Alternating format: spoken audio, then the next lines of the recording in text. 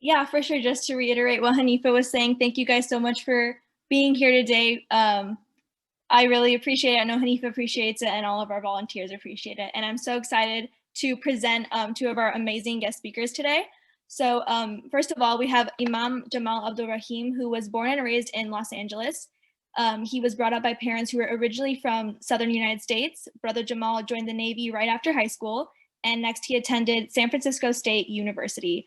On one of his trips back to Los Angeles to visit, he took Shahada, and a couple years later, he married. Then he and his family went to Mecca, where he attended Al University and graduated from the Arabic Language and Islamic Studies Institute in 1984.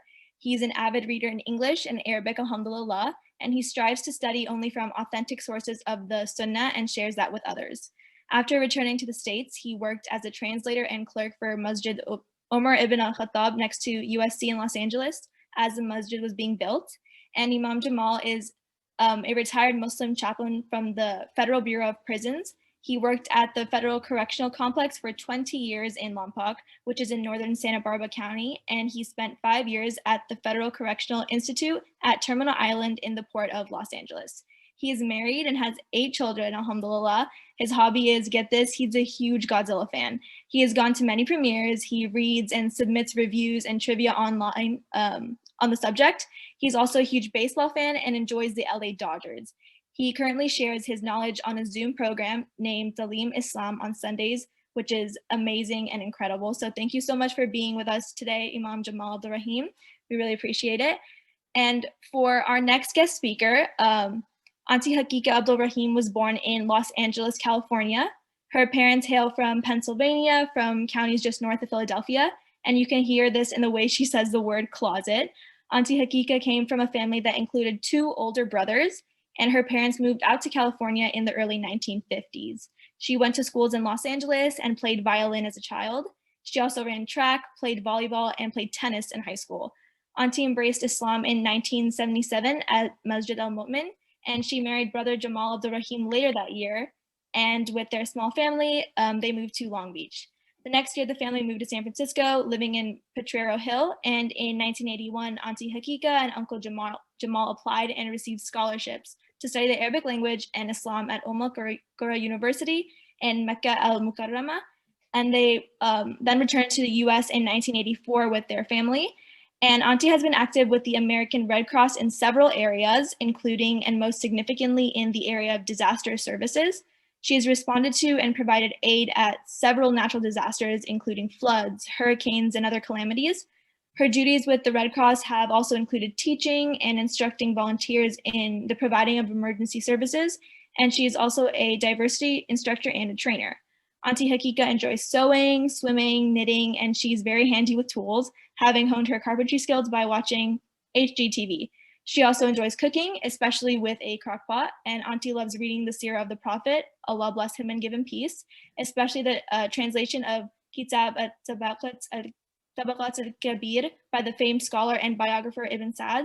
May Allah have mercy on him. And the coolness of Auntie's eyes is in listening to the recitation of the Quran by the many great reciters of the Ummah. So I just wanted to say thank you so much for being with us today, Auntie Haqiqah and Imam Jamal Abdul-Rahim. Alhamdulillah. So, salaam alaikum to you both. Alaikum salam rahmatullah. This is a little hello from all 27 of us, but we're just going to go into the same thing like we did last time when I asked you the questions and you're both welcome to answer. So the first question I have for you guys is, describe some element of your childhood, whether it's a struggle or one of your probably most prized childhood memories. Should I start? Yes. Well, we both grew up in Los Angeles in the 1960s, so I guess we're aging ourselves here a little bit. The 1960s was a very turbulent time in America, and Los Angeles was no different. We lived in what was then called South Central Los Angeles. It's now called South LA. And it was during the years of the civil rights struggle. And my parents moved out to California after World War II. And like many people, they came what was during what was called the Great Migration. The Great Migration was when many people from the South, primarily African American, moved out of the Southern United States and moved out to either California or to states and cities in the North. My family moved out to California. My father's from Louisiana, my mother from Mississippi. And so Los Angeles was a place where a lot of people came looking for a better life, especially in terms of civil rights and things, which it was better than the South, because the South had, maybe I'm sure you're familiar with the term Jim Crow. Jim Crow is legislated segregation, where you had black and white drinking fountains, black and white counters in restaurants, and completely segregated. So to get away from that, they moved out to California. The problem with that is that California was not some utopia. There was segregation and racism in California as well. There's something, are you familiar with the term redlining? Redlining is when you're not allowed to buy houses except in certain areas that have been designated for you. During the 1960s, which is going to get to the incident I'm going to name in a couple of minutes here, it was very difficult for people of color in terms of some of their dealings with the Los Angeles Police Department. The LAPD had a police chief named William Parker, who was a racist and a sociopath. And it was very often the case that encounters with the police would go very bad. I'll give you one example from my own life. We were going somewhere with my father.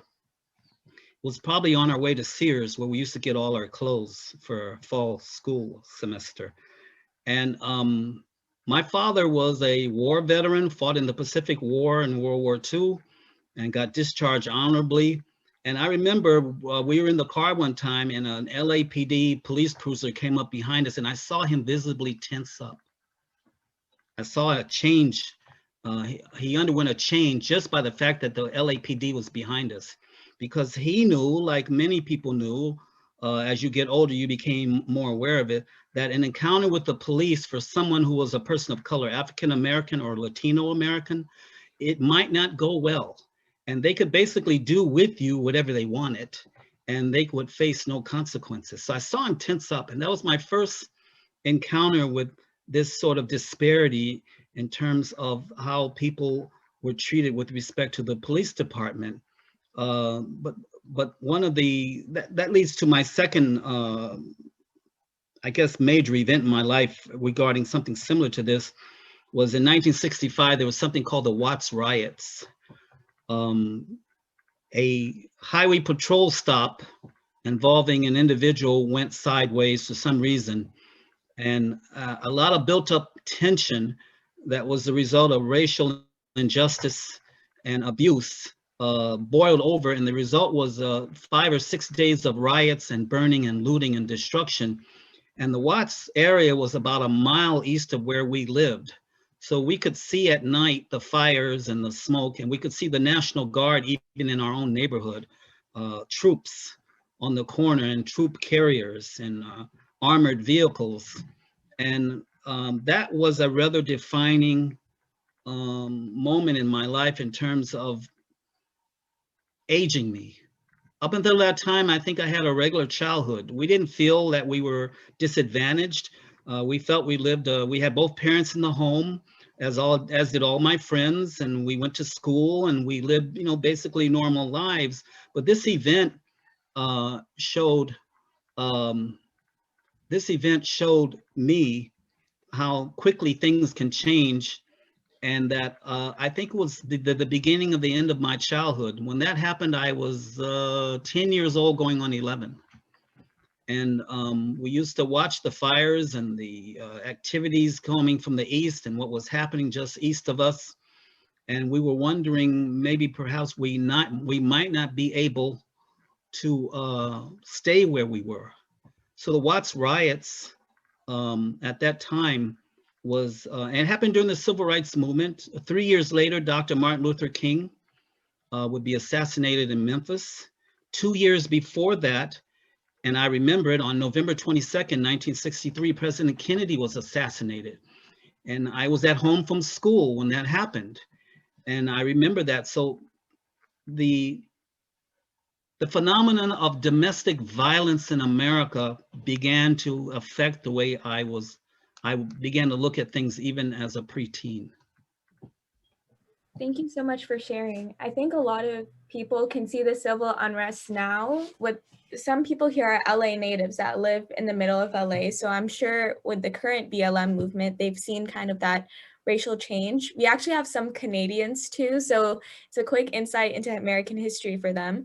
But Sister Haqiqah, do you have any similar experiences in your childhood? Yes, I remember the day of the riots, and my dad came home from work and said, "Save the children." So we actually went down to San Diego while the Watts riots were going on and watched them unfold on television from San Diego instead of being less than half a mile from where this incident began.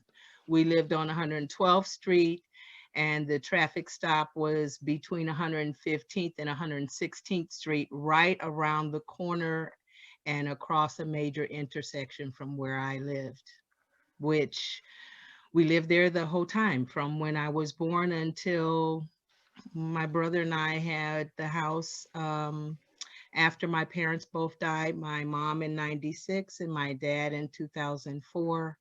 And so we kept it up until last year, actually, or a year before, actually. So yes, and I can remember my dad mentioning about Malcolm X as well during those turbulent times, and his take on things and how everything was unfolding. And in the beginning, he was more of a Black nationalist, but alhamdulillah, Allah blessed him because he was Muslim already, but Allah blessed him to make Hajj. And that's where it opened his eyes to the fact that Muslims come from all over the country and practicing this beautiful deen. Alhamdulillah. Alhamdulillah. So I think you both did a great job of kind of giving elements of your childhood. And of course, it's Black History Month. So a lot of us want to become more aware and cognizant of the issues that are going on in different racial communities, especially the Black community. So that was beautiful that you both touched on it. And I think we have some questions in the chat that we can talk about later, specifically more about that. But Sister Haqiqah, you transitioned perfectly into both of you, whether it's your personal relationship with Allah right now or your journey to Islam before. How do you think Islam and your faith has shaped you? My earliest recollections, there were both parents in my home as well. One of the things that my mom instilled in me is no matter what's going on in life, God comes first. And to me, that's what Islam is. They had what was called informal dawah dinners before I became Muslim in 1977, the masjid. And so they would give these taleems, mashallah. And one of the hadith really touched me, which was the hadith about standing in a river and making wudu and making salah. How dirty, how many sins could you still have on you if you're continuously, with your focus being Allah subhanahu wa ta'ala. And so, mashallah, Allah is so merciful. The core group from that masjid, mashallah, we're all still practicing this beautiful deen. Some of us have passed away already. May Allah have mercy on them. But the others we're still in contact with and talk to and see from time to time, of course, now on Zoom. But talking on the phone and whatnot. And also I'd like to touch on, in this day and age, we are tremendously blessed, because when the pandemic happened in 1918, they didn't have TVs, or not very many people did. They didn't have phones, or not very many people did. But we have phones, we have cell phones, we have house phones, we have so many apps that we can keep in contact with. So we're tremendously blessed to be in this time and age with this pandemic. And I pray and hope that everyone is safe and healthy. And if not, and they got the virus, that they are recovering fully, inshallah ta'ala. Ameen, ameen. And then Brother Jamal, do you want to talk about your relationship with Islam? Well, after high school, as my bio said, I joined the Navy. I'm not really sure why, but I got out of the Navy in 1975, and I was kind of adrift as far as philosophy or ideology. And so, although I was inclining somewhat towards some aspects of, I guess, Black nationalism, at least the social justice part of it. So I went to this meeting in South Los Angeles, and it was a nationalist meeting, and a Muslim came to it. A Muslim named Abdul-Rahim. He came in wearing a white thobe. He sat down on a prayer rug, and he passed out these leaflets or pamphlets called "What is Islam?" So I found out later it was the Xeroxed inside back cover of a magazine that used to be put out by a group called Darul Islam. It was a loose confederation of masajid that were in the Midwest and East Coast. So I read the pamphlet, and he didn't say anything to me or anybody else. He handed them to everybody that was there. And that was the beginning of my journey of studying and finding out what Islam really was. Because like many people who grew up in South African-American communities or neighborhoods, we were familiar, maybe you heard of them as well, with what the so-called Nation of Islam, okay? That was a group that Al-Hajj Malik al-Shabazz, known as Malcolm X, came out of. So we knew about them and their doctrines, but we knew that there was something not quite right with their beliefs. So this is the first time I had read with some detail about what Islam actually was. So it led me to go buy a translation of the Quran. So I got the translation of the Quran by Muhammad Marmaduke Pickthall. And then I got another one that was published by Penguin Books, and the translator was a gentleman named N.J. Dawood. You might be familiar with it. And so I started reading about Islam over the next several months. That was in the summer of 1975. And I was in South Los Angeles, and I was on the bus, riding the bus, the then RTD, now the MTA. And from time to time, I kept running into this brother. I would see him, you know, across the street or getting on another bus going the other way. And one day he came up to me and he just said to me, "When are you coming to the masjid?" And I didn't really know what he was talking about. And then, well, I said, I don't know. He said, "Well, why don't you come to Jum'ah prayer?" So that was Masjid Al-Mu'min, small storefront venue at the time on Broadway near Vernon Avenue.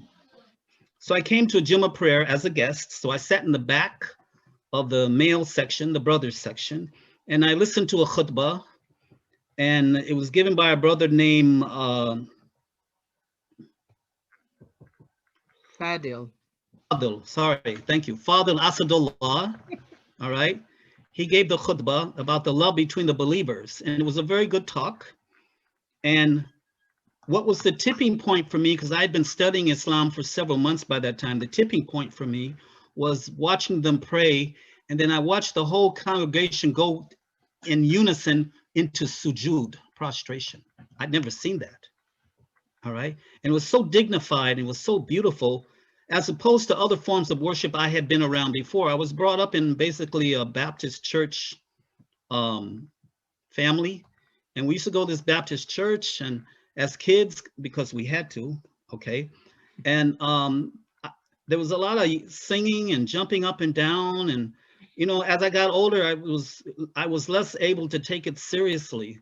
So when I saw this solemn, beautiful, dignified worship, people putting their foreheads on the ground together, that was the thing that convinced me that Islam must be the truth, in addition to all the things that I had been reading. So that night, that very night, I came back to the masjid and said the Shahadatain. I became a Muslim. And that was a big part of my journey to Islam, was the conduct and the sincerity and the chasteness and modesty of the people that I met in the community there. It was not an impressive structure. Nowadays we have these big masajid, okay, and Islamic centers, and some of them are very nice, and there's nothing wrong with that. But this was a very, very humble, not impressive in any way, storefront rented venue.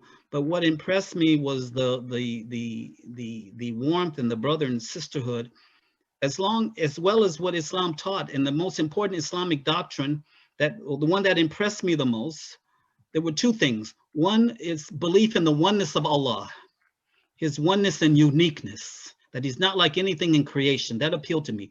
The other thing that Islam emphasized was the humanness, the complete humanness of Prophet Muhammad sallallahu alaihi wasallam, that he was a man who received revelation and conveyed it.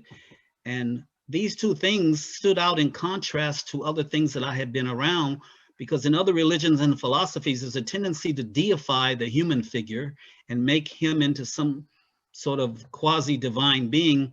And so his humanness being emphasized made him approachable to me, someone I could emulate.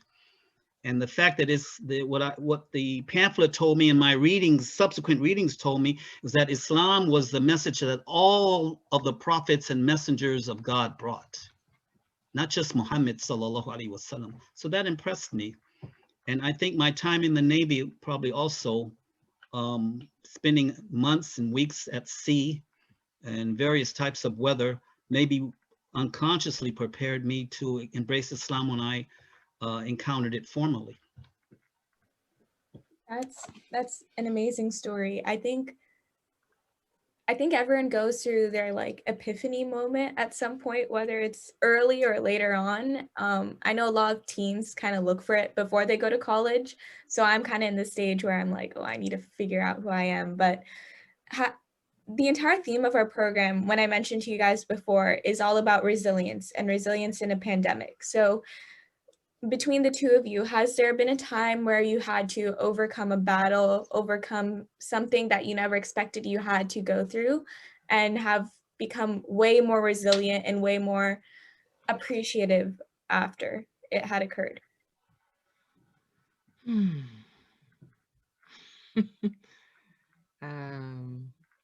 I don't know. You want to take that, Jamal? Are you talking about from any time in our life, or anytime in your life?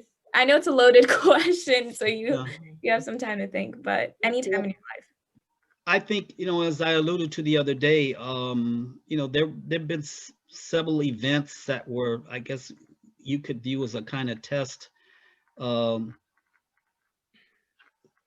5 years or so after the Watts riots that we talked about, my mother died suddenly when I was about 15.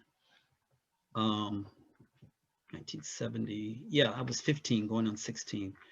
And it came out of nowhere, and it was sudden, and it was a shock. And when something like that happens, it bewilders you. You're stunned. Like a boxer who's been hit, okay? And how he recovers from that blow will determine to a great degree whether or not A, he finishes the bout or the fight, and B, whether or not he wins it. So it was something particularly stunning. My mother and I were very close, and it's not something as a child you prepare for. You don't, although you are around it sometimes.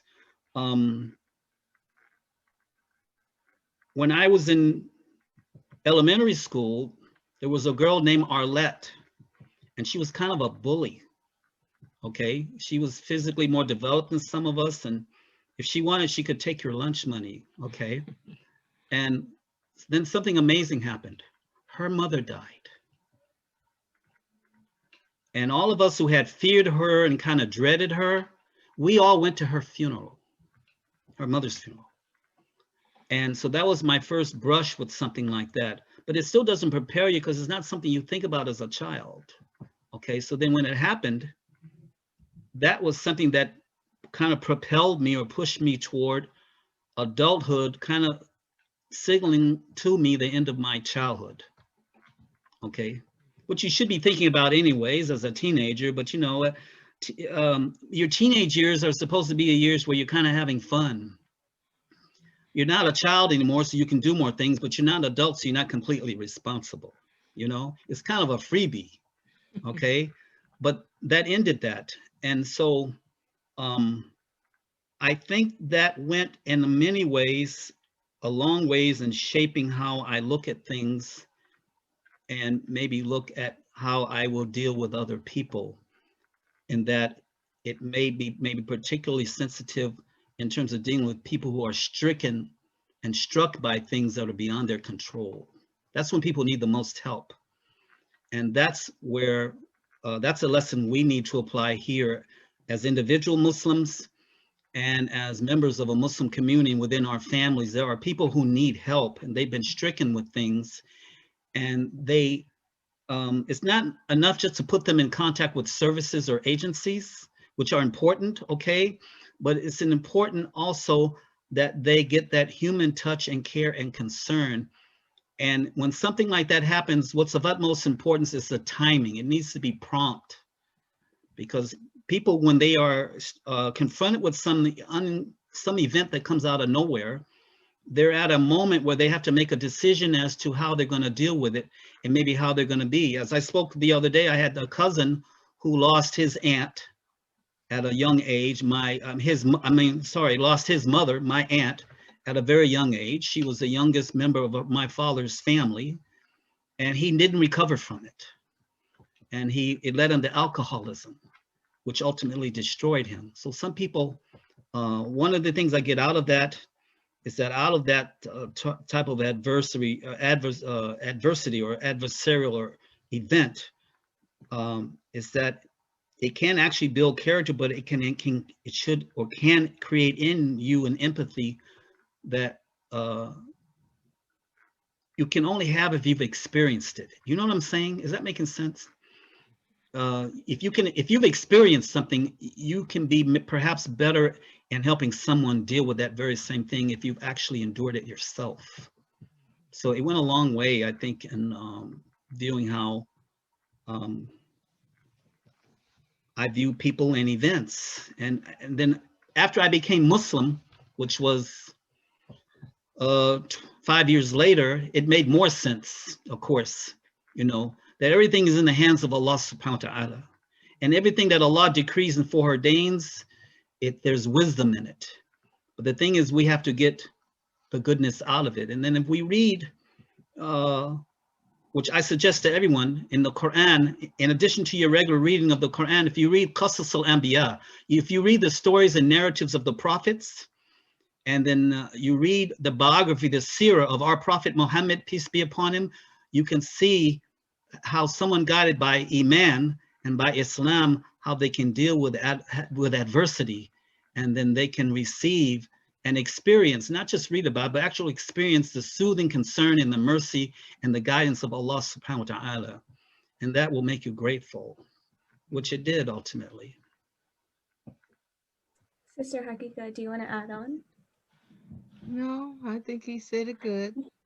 Awesome. Yeah. All right. So before we start the Q&A, if you could just kind of give any little piece of advice you would want either your younger self to hear or all of us today, something small that we can all just carry with us as we continue to move on.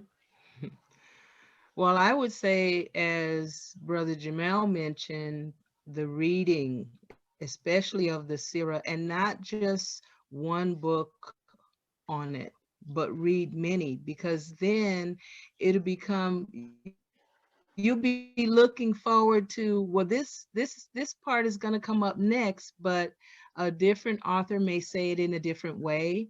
And the more you become familiar with it, the more it becomes a part of you. There's so many wonderful stories in this era to go to and to link on to for anything and everything that we're doing in life, inshallah. And also Quran as well. The more we read it, it's almost like if you've tried to, and inshallah accomplished, reading the Quran each Ramadan. Well, it's not just for Ramadan, it's for any time of year. And then we become looking forward to certain parts of the Quran as we go through it. So that would be my recommendation, is to read and read and read. One of my neighbors, we exchange gifts. It's usually around Thanksgiving. It might be around New Year's, but we normally exchange gifts, my next door neighbor. And on one side of me. On the other side of me, occasionally I will share gifts with them. I felt so bad this year that I didn't get a chance to share a gift with my neighbor to the right until like the second week of January, by the time I got around to it. So then I'm feeling so bad inside of me that I don't have my gift ready for my neighbor on the left. Well, it took like a couple of weeks after that before I finally got my gift together. But the point I want to make is Allah is the best of planners, because subhanallah, when I did take the gift over, I called her son ahead to let him know it would be at the door. I'll ring the bell and then leave. It happened to be a day where they received very bad news for her husband that has been ill. So the timing, subhanallah, that was Allah's timing to take their mind off of what was such a humongous burden for them and put that on to something else, to say, hey, somebody's thinking of me. So even though we may do this or that, don't beat yourself up if the timing seems not to be quite right, because it's all in Allah's time. He is the best of planners. And that made me feel like, wow, subhanallah, I never even knew that, that was happening with them. So that made me feel very grateful to Allah that I had thought of giving to others at that particular time. Thank you for that beautiful message, Sister Haqiqah. So, Brother Jamal, you're going to be the last person that shares their little piece of advice before the Q&A. We have a lot of questions for you guys. So, if you want to just say something really quick that you would like us to all keep in mind right now. Yes. I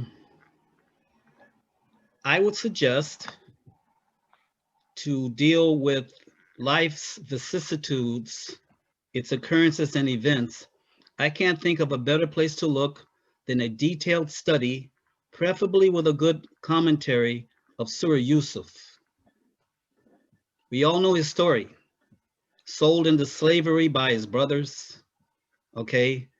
Subjected to the various trials and temptations by the wife of the Aziz, wrongfully imprisoned.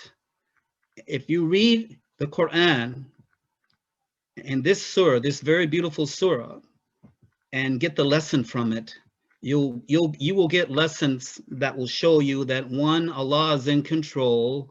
B, he has power over all things. He sees everything. He regulates and governs all affairs, and the end result is for those who fear him. So Surah Yusuf, I would suggest, and there are articles that have been written. I found one the other day. It's called 3 Lessons from Surah Yusuf to Cope with the New Normal, talking about the COVID-19 age. So we can send that to those who may be interested. And there's another article, it's called 33 Lessons from Surah Yusuf by Sheikh Abdul-Rahim ibn Nasir Saadi. He draws 33 lessons from that surah. But I would suggest to people briefly here that you read Surah Yusuf with a commentary. In fact, you can find the whole commentary of Ibn Kathir translated into English in an app. So you can have it on your phone. So I would suggest that. Yes, inshallah. We'll send the link to everyone in the Zoom right now too, just so you guys can have it for your reference. But this is kind of the fun part. The fun part, or that was already very fun, but the more lighthearted part starts right now. Oh We're boy. going to also have a fun trivia after the Q&A, so everyone make sure to pay attention to some of the answers Brother Jamal gives because it might be on the Q&A. But this is kind of a rapid fire, so you can say your answers pretty quick. Growing up in LA, were either of you huge Lakers fans or Dodgers fans? Yes. Yes? Yes. Were you able to attend any games?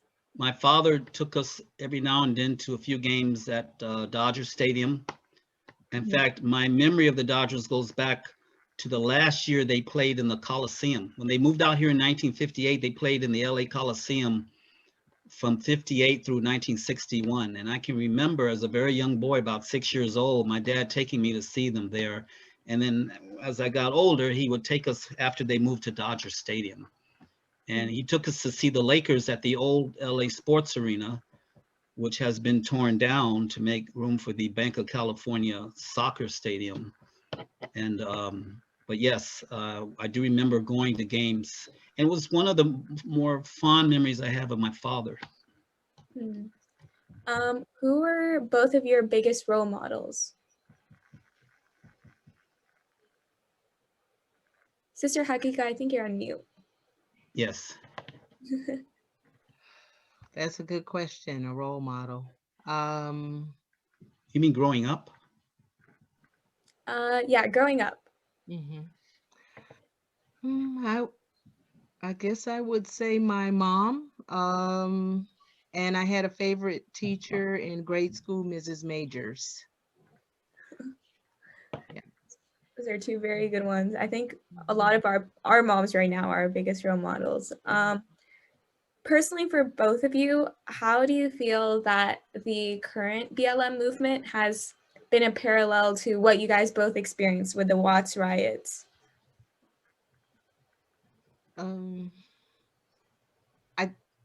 I think that I don't know if because there are more people now, but it seems like there's more protests than before. What do you think, Jamal?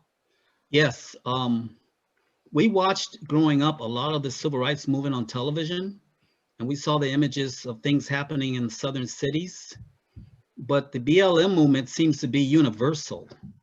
In fact, I remember from this past summer, I saw people marching in European cities. Yeah. I saw in Aleppo, Syria, a mural of George Floyd. In Syria, George Floyd, who had his neck kneeled on and killed by that police officer in Minneapolis, Minnesota, someone did a mural of him in Aleppo, Syria. And I saw marches in Munich, Germany.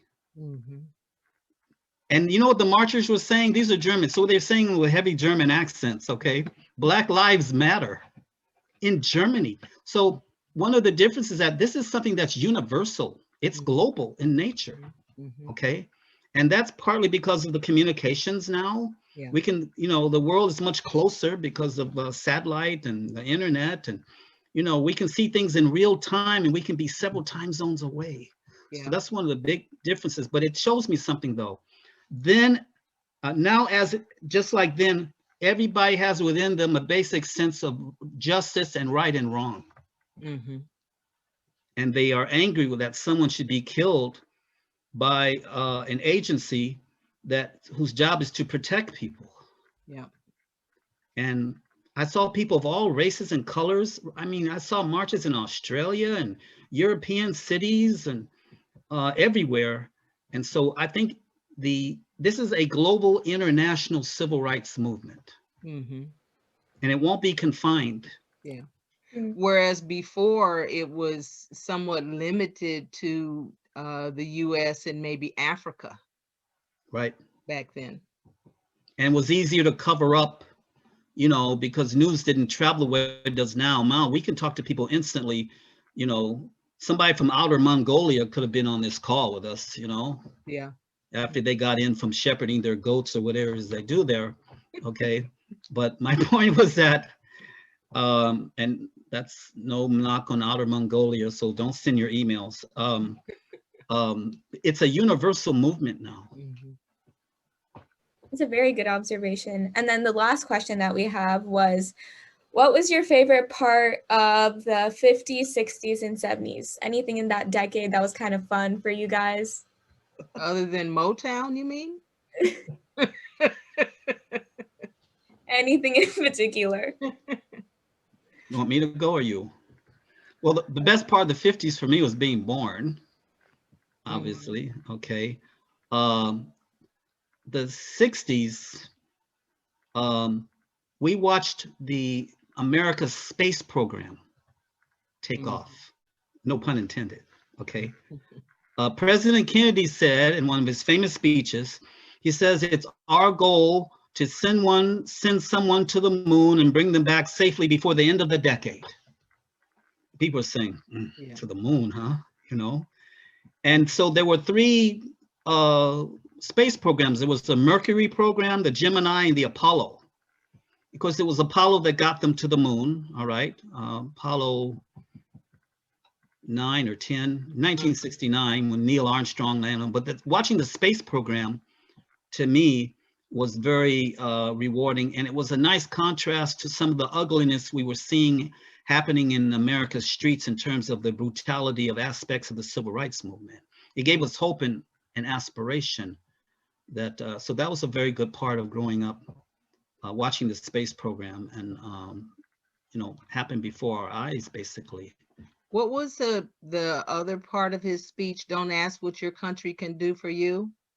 President Kennedy, during his inaugural address, his famous line is, don't ask what your country can do for you, ask what you can do for your country. President Kennedy was a very inspiring leader. He was a young man when he was elected, 43, I think. And he had those two little kids with him in the Oval Office, Caroline and John, as he was called. And he was a very, I would suggest to you to go on YouTube and see some of his speeches. Look up the speech he made at the American University talking about nuclear disarmament. Okay, so we had inspiring leaders, but back to your original question, the space movement, and then there was also culturally something called the British invasion. Do you know what the British invasion is? It's not a military invasion. It was the coming to America of several British rock and roll groups, led by the Beatles, the Rolling Stones, Herman's Hermits, the Dave Clark Five. I saw them. They were all on Ed Sullivan, which was a Sunday night variety show that you had to watch. Otherwise, your citizenship might be revoked. Okay. And so that phenomenon was called the British invasion. And they basically knocked Elvis Presley off his rock and roll throne. It was fun to watch, even though you couldn't hear what they were singing because all the girls in the audience were screaming so loud. You can see this all on video. It was crazy, but it was amazing. And a lot of these young British rock and roll groups, they were influenced by African-American rhythm and blues singers from America, which was amazing. So the British invasion and the space program were two of the things that I think I got a lot of enjoyment out of just watching them. Thank you guys both for sharing.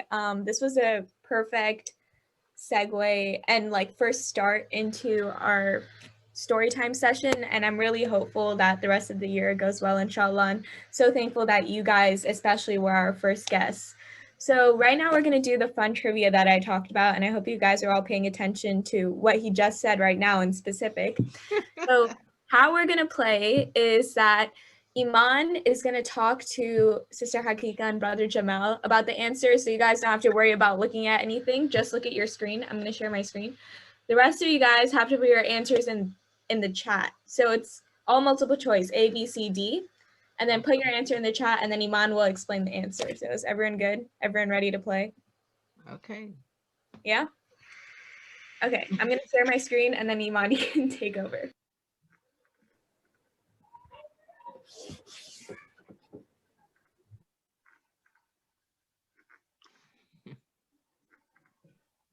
All right, so basically what we're going to be playing is this generation gap trivia.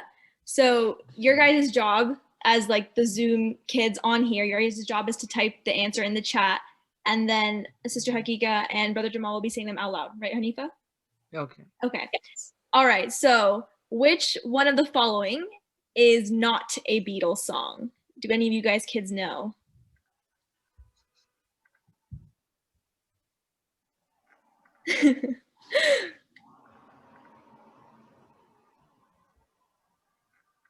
All right, brother Jamal and sister Haqiqah, can you guys see the chat? Yes. Yes. All right, now do you guys, I'm getting a lot of answers. I see a whole bunch of different ones. So do you guys know the correct Yes. one? Yes. Do we know, you mean? Yes. Yes. You want us to say it? Yes. It's B. B. There you go. That is correct.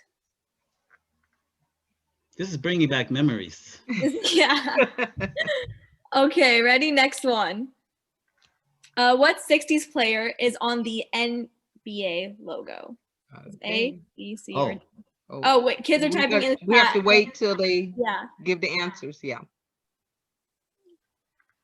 Wow, a lot of people know this one. Oh, yeah. Basketball fans, I see. Mhm. Okay, well, a lot of people are I getting better know this one. Just because they type it multiple times doesn't mean it's correct. True, true. All right, we can go ahead and say the, you guys can go ahead and say the answer. C. See, There you go. Yeah, Jerry West. Jerry West is known as the logo. Ah. If you look at the NBA logo, that's his outline. Nice. All right, next question. When did the Dodgers win their first World Series? Oh, we know who knows this one. Oh, Mhm. yes. Let's see what we have here.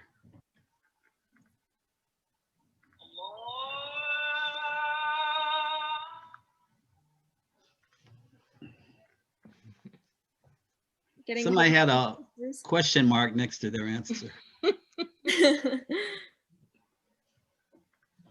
Okay, I see.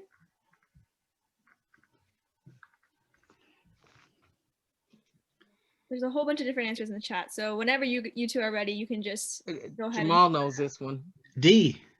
Yep. D? Okay. 1955 as the Brooklyn Dodgers. They were still in Brooklyn. They finally beat the Yankees. Alhamdulillah. All right, brother Jamal, this is a good one for you. Who is Godzilla's closest friend? I don't know if any of you guys know this in I do. kids in the chat.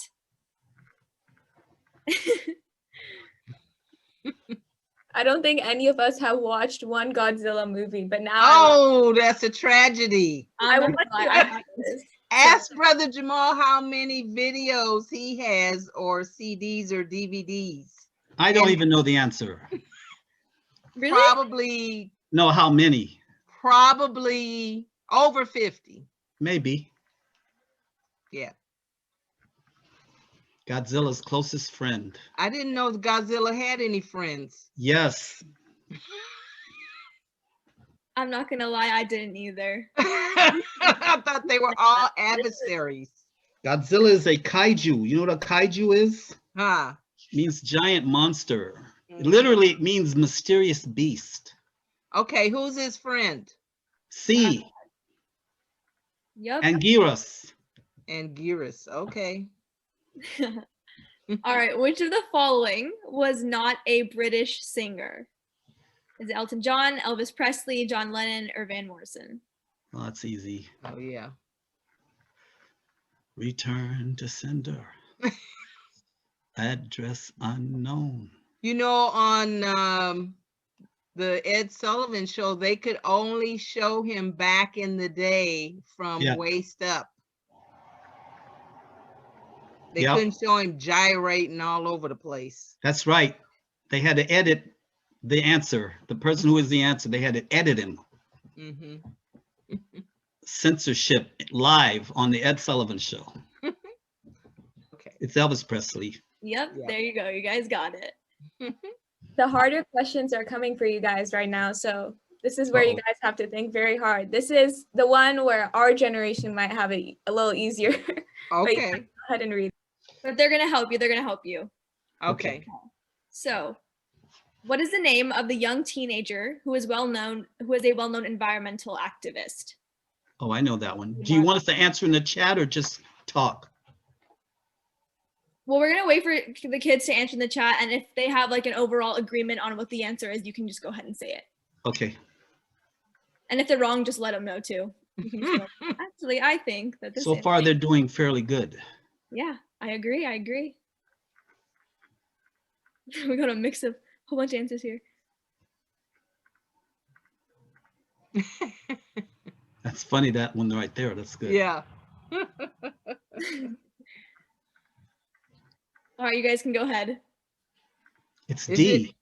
Yes, it is D. She's famous. Mm-hmm. She And is. she's very brave. Yeah. All right. Speaking of bands, we were just talking about this earlier. Which one is not a member of One Direction? So Harry, Landon, Liam, or Louis. Oh. Oh. You guys probably don't know this one. That's why the kids are trying to help. Oh, I haven't heard of One Direction. Really? No. Huh. You Well, guys they know this one. Yeah. While we're answering here, when I ask, what's their genre? What is their? Pop. Uh-huh.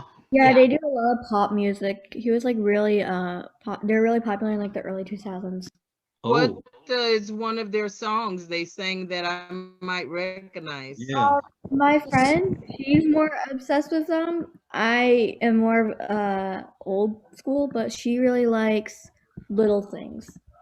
Little Things. Their I first single that they came out with that was really popular was What Makes You Beautiful in like Oh, yeah, I was just 2010, 2011. No, I think it was 2012 actually. But that was a huge thing. So Yeah, you might have heard the chorus. It's like, you don't know you're beautiful.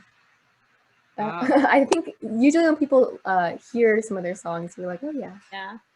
But it's B. The correct answer is B. A lot of people were getting that in the chat. So Okay. Yes. Mm-hmm. all right. What was the top movie series in 2011 when in terms of like box office tickets? I don't know if the kids even know this, but we'll see. We got some Mm-hmm. correct answers. 2011. Oh, Mhm. top. The largest grossing. Mm-hmm. Getting a mixed amount of answers Okay. here. You want us to say? Yeah, go for it. I think it's Harry Potter, but I don't know the year. You are correct. That's a really good guess. Yeah. Yeah, I'm a huge Harry Potter fan. All right, last question, or I think two. I don't know how many we have left, but the video to which song by a South Korean musician became an internet sensation in 2012? Whoa. A lot of the kids are putting in answers. They know this one. Okay, they could tell we needed the help. Yeah, just shout it out. Gangnam Style. Yes, it's A. Huge. Really? In 2012. Yep. South Korea? Mm-hmm. Huh. The video got really popular on YouTube and it became like a dance and everything. Oh, All wow. right. What was the biggest game on Nintendo in 2016? This was kind of recent-ish. What came like back, I guess. Can't see that one. Oh, okay. Hmm. Star Fox Zero, Pokemon Go. I would say C. But they're saying D. Super Mario Run. They know better than me. In I heard of- 2016. I heard of Pokemon Go. Yeah, but I thought Super Mario was way before then. All right, Hanifa, you want to reveal the answer?